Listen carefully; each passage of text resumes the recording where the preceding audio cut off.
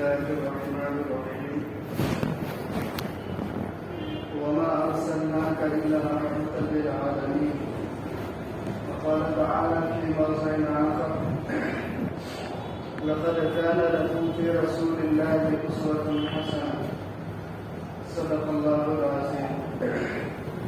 بزرگان محترم عزیز ساتھی، پچھلی جمعہ یہ بات آئی تھی کہ حضرت عبداللہ حضور کے والد تجارت کے غرض سے شام گئے اور واپسی میں ان کا انتقال ہو گیا اور حضور ماں کے پیٹ میں ہوتے ہوئے یتیم ہو گئے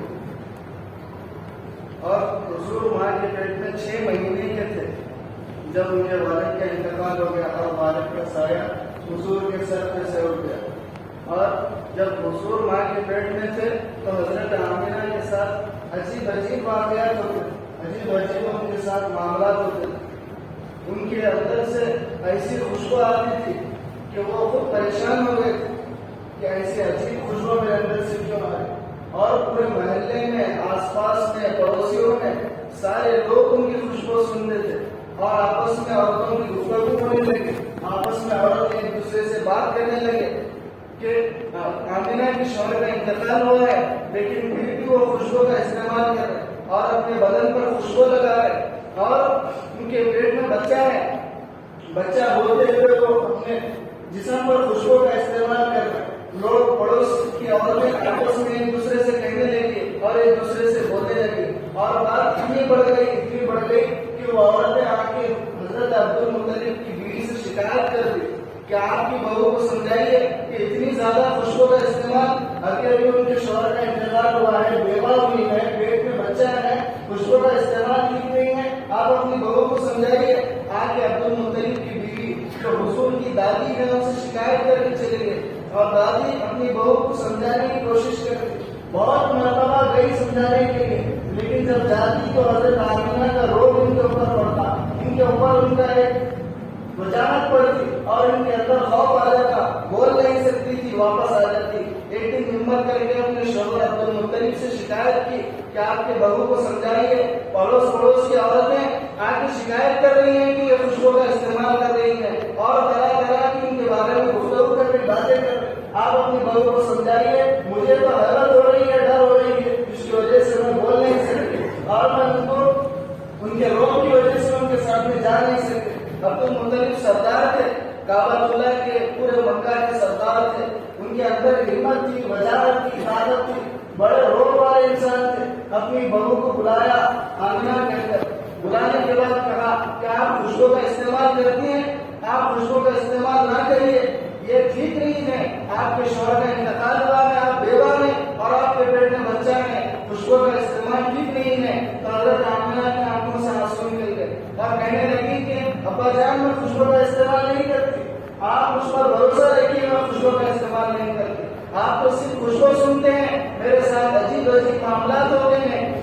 مجھے ایسا لگتا ہے میں کسی راستے سے گزرتی ہوں تو مجھے پتھر سلام کر رہے اور جب میں درختوں کے پاس سے گزرتی ہوں تو ایسے محسوس ہوتا ہے کہ درخت مجھے سلام کر رہے ہیں. اور جب میں پانی لینے کے لیے جاتی ہوں تو پانی اوپر آ جاتا ہے اور میں بڑی آسانی سے پانی لے لیتی ہوں. بلکہ جو دوسری عورتیں ہیں مجھے زبردستی کنویں کے پاس کھڑا رکھتی ہیں اور روکی رکھتی ہیں کہ آمینہ تم ٹھہری رہو، جب تک تم ٹھہری رہو گی پانی بڑی آسانی سے ہم لے سکتے ہیں، پانی اوپر رہتا ہے ہم بڑی آسانی سے لے سکتے ہیں. مجھے زبردستی وہاں پر دوسری عورتیں ٹھہراتی ہیں اور جب ان کا پانی بھرنا ہو جاتا ہے تو تب میں واپس آتا ہوں. مجھے ایسا لگتا ہے کبھی چاند اور سورج مجھے سلام کر رہے ہیں اور میرے سامنے جھکے ہوئے ہیں. مجھے یہ خیال ہوتا ہے، مجھے تصور ہوتا ہے اور میں جھکتی ہوں تو میرے جھوٹ میں بھی خوشبو آتی ہے اور میں جب بیت الخلاء میں جاتی ہوں تو وہاں پر بھی مجھے خوشبو آتی ہے، حمام میں جاتی ہوں تو وہاں خوشبو آتی ہے، ہر جگہ خوشبو آتی ہے. میں عطر نہیں لگاتی، مجھے ایسے معلوم ہوتا ہے کہ میرے آنے والے مہمان کا صدقہ ہے، میرے آنے والے مہمان کی یہ برکت ہے کہ اللہ تعالیٰ میرے ساتھ عجیب معاملات کرتے ہیں. تو عبد المطلب سمجھ گئے، عبد المطلب دیکھتے تھے بچپن، عبد المطلب ان کے حالات کو جانتے تھے. حضور کے پیدائش سے پہلے بہت عجیب معاملات ہوئے تھے، سمجھ گئے اور اٹھ کر چلے گئے. اور تھوڑے ہی دن کے بعد حضور جب 7.5 مہینے کے ہو گئے اور حضور کے 50 दिन या 55 दिन पहले मक्का में अजीब वाक़या दुर्मा हुआ। वो है अस्हाबुल फील का वाक़या, हाथी वालों का वाक़या, जिसके मुताबिक अल्लाह ने पूरी एक सूरत नाज़िल कर दी कुरान में। अल्लाह ताला की फ़अला बिअस्हाबिल फील, ये पूरी सूरत कब वाक़या पेश आया? हुजूर की पैदाइश से 50 दिन या 55 दिन पहले ये वाक़या पेश आया। वाक़या क्या है कि यमन में एक बादशाह था, कबीला हिमियर, एक कबीला है हिमियर कबीला। यमन में इस कबीले के बादशाह हुआ करते थे, पीढ़ी दर पीढ़ी एक के बाद एक दूसरे बादशाह बनते थे। और इस कबीले का सबसे आखिरी बादशाह, उसका नाम था जुलनवास, और ये बड़ा जालिम बादशाह था और मुशरिक था, मुशरिक काफिर इंसान था, बुतपरस्त था। और जो उस वक्त के अहले हक इंसान थे, ईसाई अहले हक थे, हुजूर के आने से पहले ईसाई हक परस्त थे, अहले किताब थे। तो ईसाइयों से उसको बड़ी दुश्मनी थी, बड़ा गुस्सा था और ईसाइयों को हर वक्त जुल्म करता था, मारता था, उनके घरों को गिराता, कभी कभी उनकी जान ले लेता, उनकी औरतों को उठा कर ले जाता, हर तरीके से जुल्म करता। और जो सूरह बुरूज में अस्हाबुल उखदूद जो जिक्र किया गया वो इसी बादशाह के मुताबिक जिक्र किया। बड़ी आग लगाया, खंदक बना के बड़ी आग लगाया, 20,000 ईसाइयों को जला दिया खंदक में डालकर। इसी की तरफ इशारा है सूरह बुरूज में। और ये इतना जुल्म किया कि आदमी बर्दाश्त से बाहर हो गया।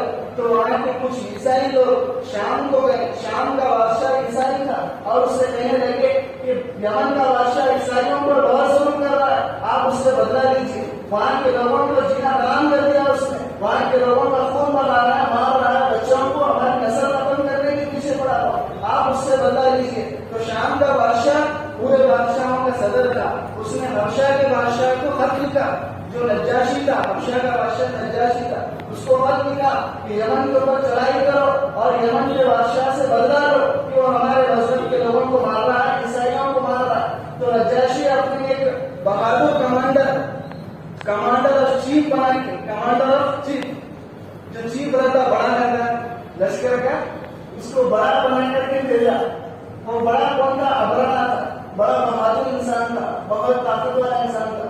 उसकी निगरानी में कई हजार के लश्कर लेके यमन को भेजा कि यमन पर चढ़ाई करे और वहां पर जो ईसाइयों को वो कत्ल कर रहा है उसका बदला ले। जब गया बादशाह अबरहा गया, जब हजारों के लश्कर लेकर यमन में दाखिल हुआ और वहां के पूरे मुश्रिकों को खत्म कर दिया। और पूरे जो जुलनवास के मानने वाले थे और जो लोग बुतपरस्त करते थे और जो लोग वहां पर ईसाइयों पे जुल्म कर रहे थे, वो सारे लोगों को खत्म कर दिया। खत्म करने के बाद जो हबशा का बादशाह था नज्जाशी ने उसको यमन का बादशाह बना दिया। अबरहा को यमन का बादशाह बना दिया नज्जाशी, उसकी कामयाबी को देखकर। और अबरहा यमन की सल्तनत संभालने लगा और वहां की हुकूमत संभालने लगा। थोड़े ही दिन गुजरे थे कि देखा, वहां पर गौर करा कि यमन के लोग काबतुल्लाह जाते हैं, हज करने के लिए काबतुल्लाह जाते हैं और वहाँ की अकीदत है लोगों के दिलों में, काबतुल्लाह से मोहब्बत है लोगों के दिलों में। तो उसको बड़ा शाप गुजरा, बड़ी तकलीफ हुई कि हमारे लोग काबतुल्लाह को जाए। उसने सोचा कि यहाँ पर भी एक ऐसा कलीसा बनाऊंगा, एक ऐसा बुतखाना बनाऊंगा कि सारे लोग यहीं पर इबादत करेंगे और सारे लोग यहीं की इबादत करेंगे, बल्कि पूरी दुनिया के लोग यहाँ पर आके इबादत करेंगे। उसका ये इरादा था और बनाया, ऐसा आलिशान कलीसा बनाया, ऐसा आलिशान इबादतगाह बनाया कि उसकी इंतहा पर नजर नहीं पहुंच सकती। और सोने चांदी से उसको मुज़य्यन कर दिया, हीरे जवाहरात से उसको मुज़य्यन कर दिया। फिर अहकाम जारी कर दिए कि यहाँ का कोई आदमी काबतुल्लाह को नहीं जाएगा, काबतुल्लाह की इबादत नहीं करेगा, सारे लोग यहाँ पर इबादत करें, बल्कि पूरी दुनिया के लोग आके यहाँ पर इबादत करें। ये अहकाम जारी कर दिए। और जब मक्का वालों को ये बात पता चली, कबीले कनाना के कुछ लोगों को मालूम हुआ और वो तिजारत के घर से जा रहे थे यमन को, तो रास्ते में ये खबर पहुंची तो बड़े गुस्से में आ गए।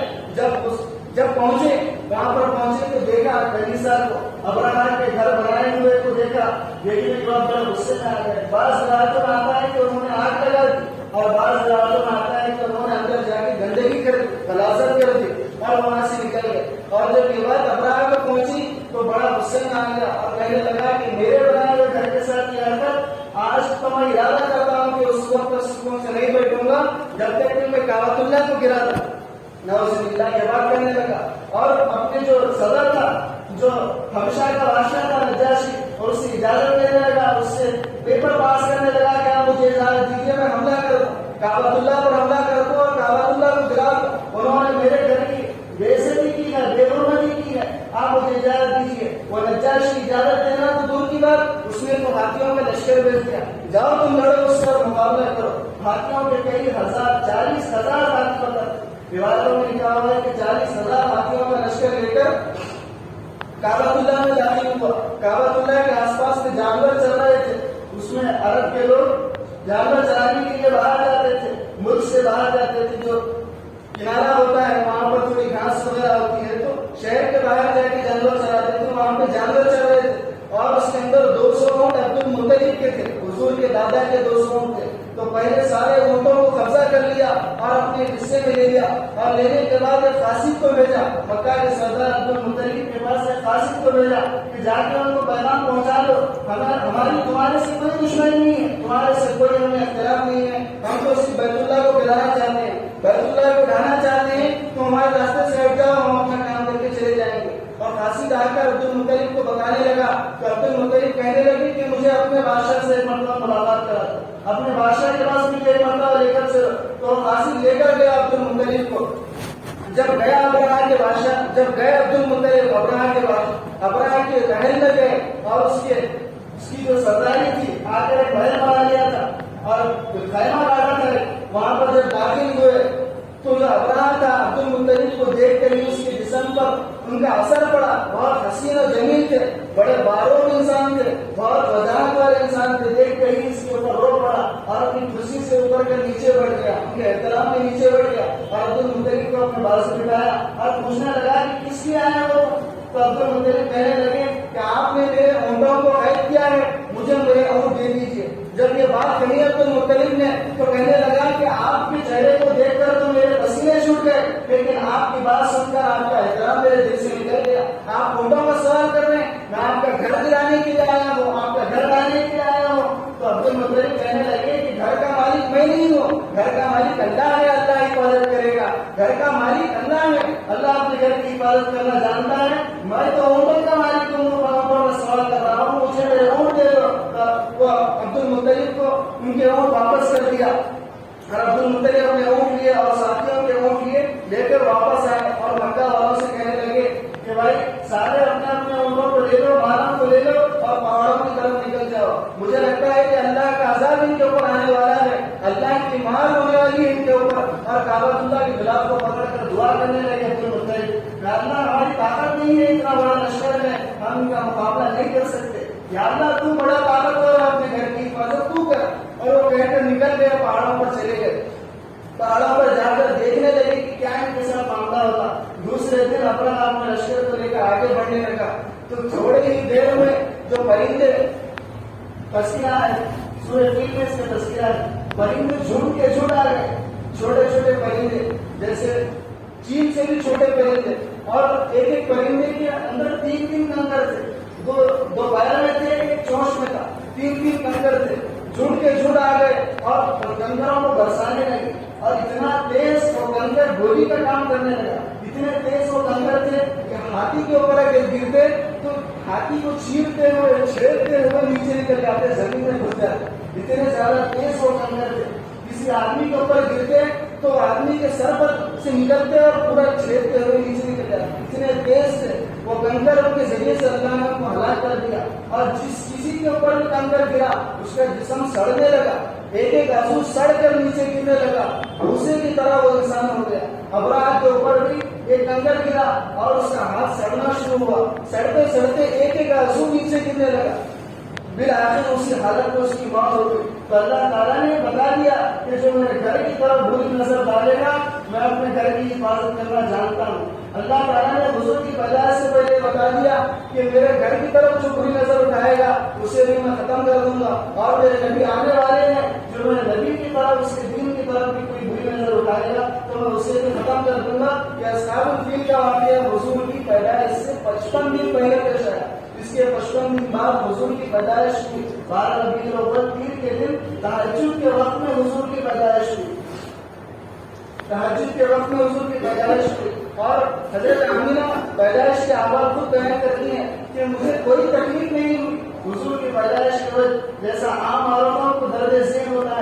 ہوتی ہے. حضرت آمنہ فرماتی ہیں کہ مجھے کسی قسم کی تکلیف نہیں ہوئی بلکہ صحیح سالم حضور باہر آ گئے. اور جب بچہ باہر آتا ہے تو بچے کے جسم پر گندگی ہوتی ہے, حضور کے جسم پر کوئی گندگی نہیں تھی. ایسے معلوم ہو رہا تھا کہ حضور نماز دھلا کر کے باہر آئے. اور جب بچہ پیدا ہوتا ہے تو باہر آنے کے بعد اس کی ناک کاٹی جاتی ہے اور حضور ناک کٹائے باہر آئے. اور جب بچہ پیدا ہوتا ہے تو پیدا ہونے کے بعد بچے کی ختنہ ہوتی ہے اور حضور ختنہ کرائے ہوئے باہر آئے. اور جب حضور باہر آیا تو تھوڑی ہی دیر میں تاریخ کی کتابوں میں لکھا ہوا ہے کہ حضور نے سجدہ کیا اور گویا کہ یہ بتا دیا کہ آج کے بعد اگر کسی کی عبادت چلے گی تو اللہ کی چلے گی, اللہ کے علاوہ کسی کے سامنے سر نہیں جھکایا جائے گا. اس وقت مکہ میں کئی قسم کے مورتی بنے ہوئے تھے, 360 بت بنے ہوئے تھے. ہر آدمی الگ الگ چیزوں کے لیے الگ الگ بت, الگ الگ خدا بنا کے رکھا تھا. تو حضور جیسے دنیا میں آئے سب سے پہلے اس کی ترقی کر دی کہ آج کے بعد اگر کسی کا سجدہ کیا جائے گا, کسی کے سامنے جھکا جائے گا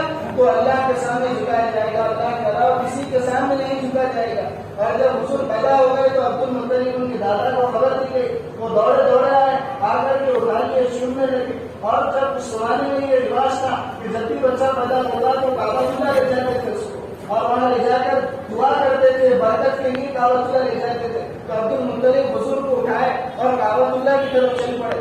راستے میں جو آدمی دیکھتا کہتا کہ کتنا خوبصورت بچہ ہے, ایسا بچہ ہم نے آج تک نہیں دیکھا. جو آدمی دیکھتا یہی کہتا. عبد المطلب گئے اور جب واپس آئے تو آ کر کہنے لگے کہ آمنہ میں اپنے بچے کا نام ڈھونڈ لیا ہوں, میں اپنے بچے کا نام سوچ لیا ہوں. تو آمنہ کہنے لگی کہ آپ بچے کا کیا نام رکھیں گے؟ تو عبد المطلب نے کہا کہ میں اس کا نام محمد رکھوں گا. کیوں؟ محمد کا معنی ہے وہ ذات جس کی اتنی تعریف کی جائے کہ کوئی دنیا میں کسی اور کی اتنی تعریف نہ کی جائے. محمد کا معنی بہت زیادہ تعریف کیا ہوا. جب جاتے ہوئے ہر آدمی نے حضور کو دیکھا تو اس کی تعریف کی کہ ایسا بچہ ہم نے نہیں دیکھا. تو عبد المطلب کی دل میں اللہ نے یہ بات ڈالی کہ اس بچے کا نام محمد رکھو. تو عبد المطلب نے ان کا نام محمد رکھ دیا. تو حضرت آمنہ نے ایک نام رکھا حضور کا, عبد المطلب نے محمد رکھا اور حضرت آمنہ نے حضور کا نام احمد رکھا. اور احمد کے معنی آتے ہیں کہ اللہ کی بہت زیادہ بندو سما کرنے والا, اللہ کی بہت زیادہ بڑائی بیان کرنے والا. دونوں نام حضور کے اوپر ثابت آتے ہیں کہ اللہ کی سب سے زیادہ تعریف کرنے والے بھی حضور ہیں اور اللہ کے علاوہ پوری دنیا میں سب سے زیادہ تعریف کی جاتی ہے تو حضور کی جاتی ہے. دونوں نام حضور کے اوپر ثابت آتے ہیں. اور جب 7 دن ہوئے تو حضرت عبد المطلب نے عقیدہ کیا حضور کا. عقیدہ کرنا سنت ہے. آج ہم عقیدہ نہیں کرتے, چھٹی کرتے یا تو چلا کرتے, یہ رسم و رواج میں لگ جاتے ہیں ہم لوگ. عقیدہ کرنا سنت ہے, عقیدے سے غافل ہے لوگ. حالانکہ حضور نے فرمایا جب تک بچے کا عقیدہ نہیں ہوتا بچہ رحم رہتا ہے, بچہ رحم رہتا ہے. جب اس کا عقیدہ کیا جاتا ہے تو بچے کی گردن آزاد ہوتی ہے, رحم سے وہ آزاد ہوتا ہے. اور حضرت فاطمہ فرماتی ہیں کہ جب حسن پیدا ہوئے تو میں نے 7 دن کا عقیدہ کر دیا اور سر کے بال نکالے اور سر کے بالوں کی مقدار کے اندر میں نے چاندی کو صدقہ کیا تاکہ بچہ بلائیوں سے بیماریوں سے محفوظ رہے. آج ہم عقیدہ نہیں کرتے, عقیدے کی اہمیت نکلتی جا رہی. بعض لوگ جو عقیدہ کرتے ہیں کب کرتے ہیں؟ میں جو دیکھا ہوں وہ بول رہا ہوں کہ شادی سے 2 دن پہلے عقیدہ کرتے. یہ برا کہ عقیدہ کرنے کی جو تاریخ وہ بنا لیے ہیں شادی سے پہلے بنا لیے. شادی سے 1 دن پہلے سانچے ہوتا اور 2 دن پہلے عقیدہ ہوتا. یہ غلط چیز ہے. 7 میں 1 دن بچے کا عقیدہ کرنا چاہیے, سنت ہے. اور حضور اس کی تعلیم دیتے ہیں اور سارے لوگ 7ویں دن عقیدہ کرتے تھے. صحابہ کے زمانے میں 7ویں دن جو ہے نام رکھتے تھے اور اس کے بال نکلواتے تھے اور اس کے ناخن کاٹتے تھے. ختنہ بھی 7ویں دن کرتے تھے. تو عقیدہ کرنا سنت ہے. عبد المطلب نے 7ویں دن اپنے بیٹے اپنے پوتے کا عقیدہ کیا. 7ویں دن عقیدہ کیا. تو بیان اس کے آگے کیا حالات ہوئے انشاءاللہ آئندہ جمعہ بیان کیے جائیں گے. لیکن ایک مسئلے کی وضاحت کرنا چاہتا ہوں, ایک بات بیان کرنا چاہتا ہوں کہ لوگ آج کہتے ہیں کہ میلاد النبی منانا کیسا ہے. یہ ہر جوان کی دل میں یہ سوال ہے. بہت سارے لوگ پوچھتے ہیں کہ میلاد النبی منانا کیسا ہے. جواب یہ ہے کہ سب سے بڑا عاشق حضور کا اگر کوئی ہے تو ابو بکر صدیق ہے. ابو بکر صدیق نے کبھی بھی میلاد النبی نہیں منایا.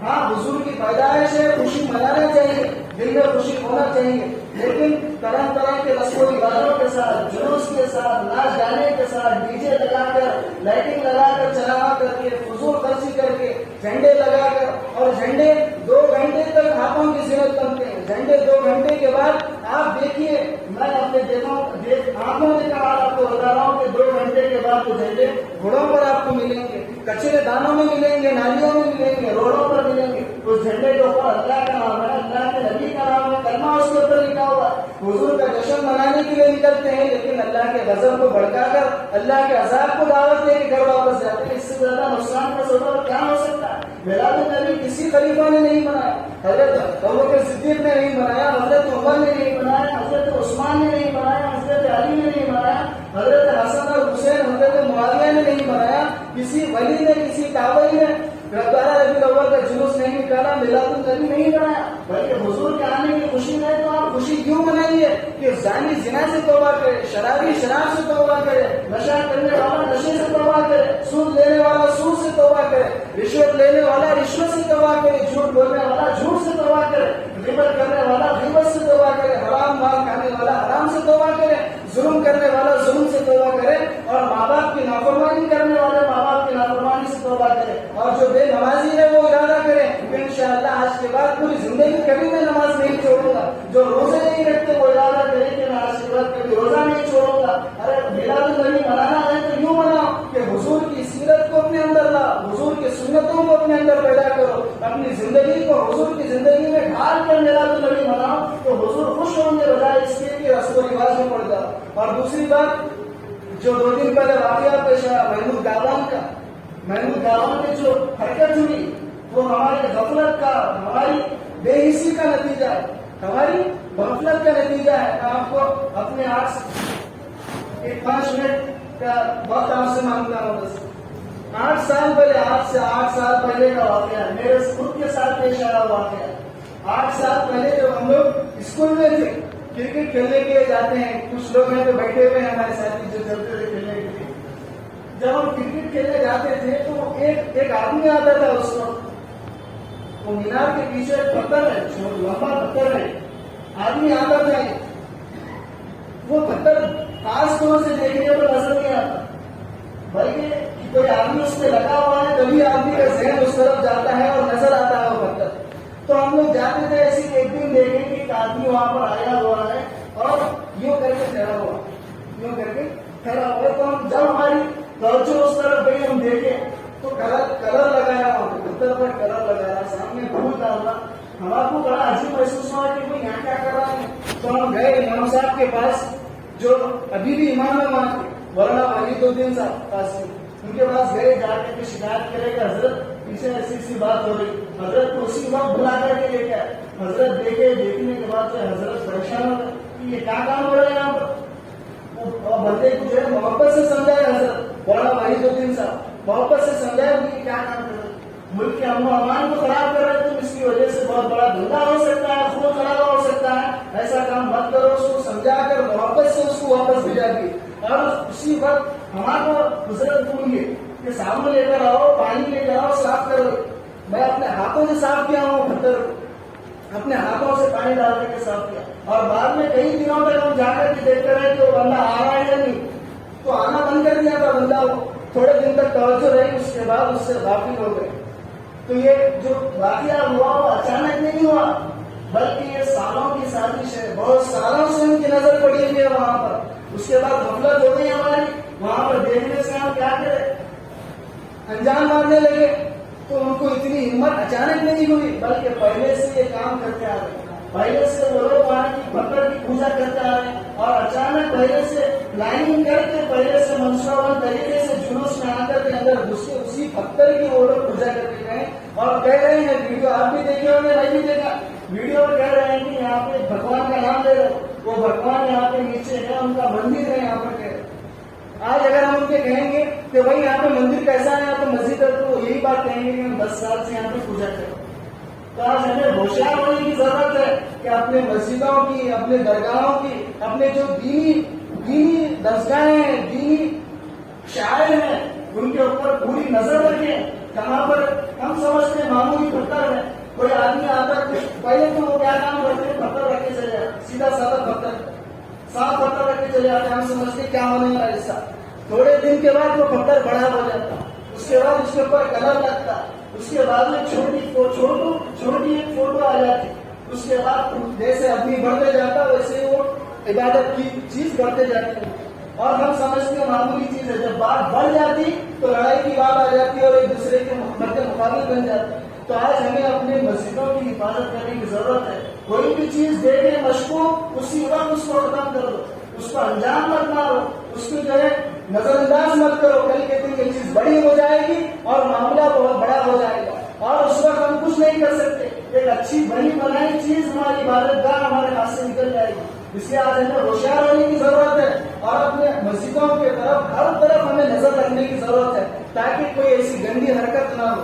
اور دوسری بات, ہمیں اپنے جذبات پر قابو رکھنا ہے, اپنے آپ کو تحمل کے ساتھ سوچ سمجھ کر عقل مندی سے جمہوری طور پر قانونی طور پر پولیس کو اپنا ہتھیار بنا کر کے ہمیں ظالموں کو سزا دلانا ہے, بجائے اس کے کہ ہم خود جوش میں آ جائے اور بھڑک جائے. الیکشن کے ٹائم پہ یہ کام ہوتے ہیں, مسلمانوں کو بھڑکانے کے لیے کام ہوتا ہے. اور جو ظالم ہے, جو فرقہ پرست ہے, وہ چاہتے ہی ہیں کہ ان کو لڑا دیا جائے, ان کا خون خرابہ کیا جائے اور اپنی سیاست کی روٹیاں سیکھی جائے. اس لیے اپنے جذبات پر قابو رکھیں اور اپنے مسجدوں کی پوری حفاظت کریں. کوئی بھی چیز مشکوک نظر آئے اسی وقت اس کو ختم کریں, اسی وقت اس کو صفایا کرتے, نظر انداز مت کریں.